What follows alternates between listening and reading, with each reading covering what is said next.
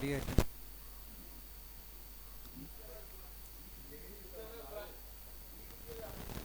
കൊണ്ട് തന്നെ ആളുകൾ ഇടുക്കിയിലേക്ക് കുടിയേറിയതാണ്.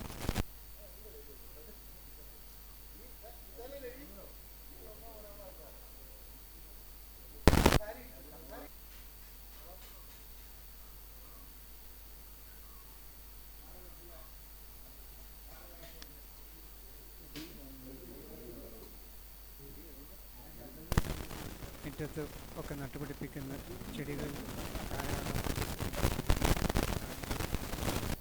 ആളുകൾ ഇന്നത്തെ അന്നുള്ള രോഗങ്ങളെ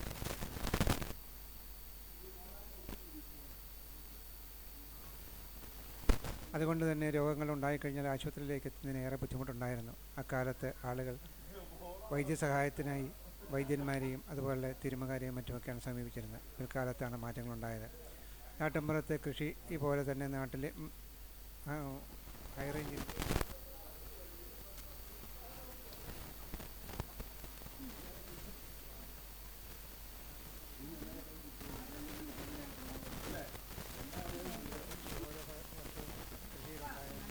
വിളവിൻ്റെ നഷ്ടവും നാശവും രോഗങ്ങളും അതുപോലെ മറ്റു വിളകളും ഒക്കെ തന്നെ വാഴ കാപ്പി ഒക്കെ അവർ ഇവിടെ പരീക്ഷണത്തിന് വിധേയമാക്കിയിരുന്നു. ചെറുകിട പരിമിത കർഷകരുടെ ദുഃഖത്തിൻ്റെ ആഴമറിയണമെങ്കിൽ പഴയ കാലങ്ങളിൽ അവിടെ കുറിയിൽ പാർത്ത് ആളുകളോട് ചോദിച്ചാൽ മനസ്സിലാകും.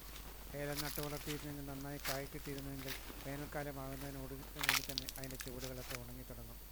ആവശ്യത്തിന് വെള്ളമില്ല, കുടിക്കാൻ പോലും വെള്ളമില്ലാത്ത അവസ്ഥയാണ് ഹൈ റേഞ്ചിലെ പല മേഖലകളിലും ഉണ്ടായിരുന്നത്. ഇതാ ഉപ്പതോടിലെ സെൻസലാവോസിൻ്റെ വീട്ടിലെ കൃഷിയാണ് ഈ കാണുന്നത്. നല്ല കൃഷിക്കാരനാണ് സെൻസലാവോസ്. 16ാം ഖണ്ഡം ഗവൺമെൻറ് സ്കൂളിൽ പഠിച്ചുകൊണ്ടിരുന്ന കുട്ടിയായിരുന്നു. പഠിത്തം ഏകദേശം പൂർത്തിയാക്കിയപ്പോൾ അവൻ കൃഷിയിലേക്ക് തിരിഞ്ഞു. തൻ്റെ പുരയുടെ വെട്ടി നിരത്തി അവിടെ തട്ടുകളായി തിരിച്ചു കൊണ്ടുള്ള കൃഷി രീതിയാണ് ഇത്. മൾച്ചിങ് മെത്തേഡാണ്. ഭൂമി ഉണങ്ങാതിരിക്കുന്നതിന് വേണ്ടി അവിടെ പുതയിട്ടു. ധാരാളം ഏലവും കാപ്പിയും കുരുമുളകും ഒക്കെ അവിടെ കൃഷി ചെയ്തു. പക്ഷേ ഈ മാറി ചെയ്തിട്ടുള്ള ഈ കൃഷികൾ കൊണ്ടൊന്നും ജീവിതം രണ്ടറ്റവും കൂട്ടിമുട്ടിക്കുന്നതിന് കഴിഞ്ഞിരുന്നില്ല. പരിശ്രമശാലിയായ പയ്യൻ അവിടെ തൻ്റെ കൃഷിയിടത്തിൽ ഓരോ പരീക്ഷണങ്ങളും പുതുതായി നടത്തുകയുണ്ടായി. കാപ്പിയും മറ്റുമൊക്കെ വെച്ച് പിടിപ്പിച്ചു. കൊക്കോ നട്ടു. കുരുമുളക് ധാരാളമായിട്ട് നട്ടിരുന്നു. കുരുമുളകിൻ്റെ കീടങ്ങളും അതിൻ്റെ രോഗവും അതുപോലെ തന്നെ ആദായകരമല്ലാത്ത അവസ്ഥയും അവന് ഏലത്തിലേക്ക് ഏലക്കൃഷി നടത്തുന്നതിന് വേണ്ടി ചിന്തിക്കാനിടയായി. ഏലം ധാരാളമായി ഉണ്ടായിരുന്ന കാലമുണ്ട്, വില കിട്ടിയിരുന്ന കാലമുണ്ട്. പക്ഷേ പലപ്പോഴും നനച്ചു കൊടുക്കാൻ സൗകര്യം കുറവായതുകൊണ്ട് തന്നെ ഏലത്തിലെ ഉൽപ്പാദനം കുറഞ്ഞുപോയി. മണ്ണുണങ്ങുന്നു, വളം വിട്ടുകൊടുക്കേണ്ടി വരുന്നു, മണ്ണിൻ്റെ ഫലഭൂയിഷ്ഠത നഷ്ടപ്പെടുന്നു. എങ്കിലും കൃഷിയെ കൈവിടില്ല, മണ്ണ് തന്നെ കൈവിടില്ല എന്നുള്ള വിശ്വാസമായിരിക്കാം അവനെ വീണ്ടും നയിച്ചത്. ഇത് മനോഹരമായ കൃഷി ഇരിക്കുന്ന തോട്ടമാണ്. അതിൽ വളരെയേറെ നല്ല രീതിയിൽ പരിരക്ഷിക്കുമെന്നുണ്ട്. ചേനയും ചേമ്പും എല്ലാം ഇടവേളയായി ഇടയ്ക്കുണ്ട്. അത്യാവശ്യം വീട്ടിലേക്ക് വേണ്ട എല്ലാ സാധനങ്ങളും അവിടെ ഉൽപ്പാദിപ്പിക്കാൻ അവന് കഴിയുന്നുണ്ട്. തട്ടുതട്ടായി തിരിച്ചുകൊണ്ടുള്ള കൃഷി രീതി തന്നെ ഒരു പ്രത്യേക രീതിയിലാണ് അവനവിടെ ചെയ്യുന്നത്. മണ്ണുണങ്ങാനുള്ള പ്രവർത്തനങ്ങൾ നടക്കുന്നു. വീടിൻ്റെ മുകളിൽ പറമ്പിൻ്റെ മുകളിൽ സ്ഥാപിച്ചിരിക്കുന്ന ഒരു ടാങ്കിൽ നിന്നാണ് വെള്ളം ഇവിടേക്ക് എത്തിക്കുന്നത്. മഴവെള്ളം സംഭരണികളും മറ്റുമൊക്കെ അവനുണ്ട്. കൊടികളൊക്കെ പോയിരിക്കുന്ന കൊടിയിൽ കാര്യമായ ആദായമില്ല. അവിടെ ഗ്രാമ്പു വെച്ചിട്ടുണ്ട്, അതിനും കാര്യമായ ആദായം ഇല്ല. അതുപോലെ തന്നെ കൃഷിയുടെ ഇടത്തിൻ്റെ പല ഭാഗങ്ങളിലും വെള്ളം എത്തിക്കുന്നതിന് വേണ്ടിയുള്ള പൈപ്പുകളും മറ്റൊക്കെ സ്ഥാപിച്ചിട്ടുണ്ട്. മഴവെള്ളമാണ് ഇവിടെയൊക്കെ ഒഴുക്കുന്നത്. നനച്ചു കൊടുത്താൽ നല്ല നിലയിൽ ആദായം തരുന്ന കൃഷിയാണ് ഏലമെന്നറിയാം. അതുകൊണ്ട് തന്നെ ഏലത്തെ കൈവിടാതെ ഇവിടെ കൃഷി നടത്തുന്നുണ്ട്, ഏലകൃഷി നടത്തുന്നുണ്ട്. ഒപ്പം തന്നെ മറ്റു കൃഷികളുമുണ്ട്.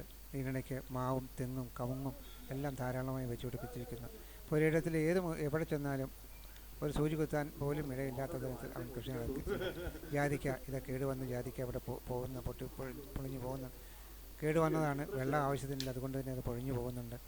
പക്ഷേ ഇതിനെല്ലാമുള്ള വെള്ളം എവിടെയാണ് ഉണ്ടാകുക? കൃഷിക്ക് വേണ്ട വെള്ളം സംഭരിക്കണമെന്നുണ്ടെങ്കിൽ അടുത്ത് കിണറോ കുളമോ ഒക്കെ ഉണ്ടായിരിക്കണം. പക്ഷേ ആവശ്യത്തിന് അങ്ങനെയുള്ള സൗകര്യങ്ങളില്ല. മഴവെള്ളമാണ് അവിടെ സംഭരിച്ച് വെക്കുന്നത്. അതുപോലെ തന്നെ അവിടെ നിന്ന് വെള്ളം പമ്പ് ചെയ്യണമെന്നുണ്ടെങ്കിൽ മോട്ടോറുകളിൽ മറ്റൊക്കെ വേണം. ഡീസൽ പമ്പുകളാണ് ഉപയോഗിച്ചാണ് വെള്ളം പമ്പ് ചെയ്യുന്നത്. ഇടതടവില്ലാതെ അത് കൃഷി നനച്ചുകൊണ്ട് വേണം ഈ കാര്യങ്ങളൊക്കെ ചെയ്യാൻ. കൊടിയുടെ അല്ലെങ്കിൽ കുരുമുളകിൻ്റെ ആദായം കുറഞ്ഞു, ഏലത്തിൻ്റെ ആദായം കുറഞ്ഞു, കാപ്പിക്കുരു കുറഞ്ഞു, അതുപോലെ തന്നെ മറ്റ് ആദായങ്ങളും ഇല്ലാതായി. കപ്പയും മറ്റുമൊക്കെ ഉണ്ട്, പക്ഷേ അത് കാട്ടുപന്നി നശിപ്പിക്കുകയാണ് ചെയ്യുന്നത്.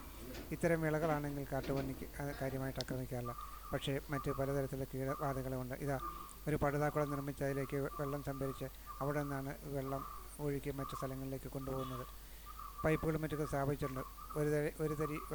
ഒരു തുള്ളി വെള്ളം പോലും വെറും പാഴാക്കാതെ കിട്ടുന്ന മഴവെള്ളം മുഴുവൻ സംഭരിച്ചുകൊണ്ടാണ് കൃഷിയിലേക്ക് അവൻ കടന്നു വന്നിരിക്കുന്നത്.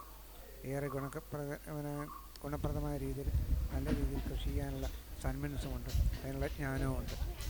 പാരമ്പര്യ കൃഷി രീതികൾ വിട്ട് പുതിയതിലേക്ക് തിരിഞ്ഞിരിക്കുന്നു. ജാതിയും മറ്റൊക്കെ വെച്ച് പിടിപ്പിക്കുന്നുണ്ട്. അത് ധാരാളം ആദായം ഉള്ളൊരു കാര്യമാണെന്നറിയാം. പക്ഷേ ഇതിനൊക്കെയും പണവും മറ്റ് സൗകര്യങ്ങളും ഉണ്ടായിരിക്കണം. കൃഷിയെ മാത്രം ആശ്രയിച്ച് ജീവിക്കുന്ന സാധാരണ പരിമിത കർഷകന് അല്ലെങ്കിൽ ചെറുകിട പരിമിത കർഷകന് ഇത്തരം കാര്യങ്ങൾ ചെയ്യുന്നതിന് ആവശ്യമായിട്ടുള്ള ധനസഹായങ്ങളോ മറ്റു കാര്യങ്ങളോ ഇല്ല. അതുപോലെ തന്നെ കൃഷി ഡിപ്പാർട്ട്മെൻറ്റിൽ നിന്നും കാലാകാലങ്ങളിൽ അതിനെ കൃഷി വിളകളെ ഇൻഷുർ ചെയ്യുന്നതിനുള്ള മറ്റ് കാര്യങ്ങളൊന്നും യഥാർത്ഥമായി ഇവിടെ എത്തുന്നുമില്ല. എങ്കിലും വേണ്ടില്ല, കൃഷിയല്ലാതെ മറ്റ് മാർഗ്ഗങ്ങളില്ലല്ലോ.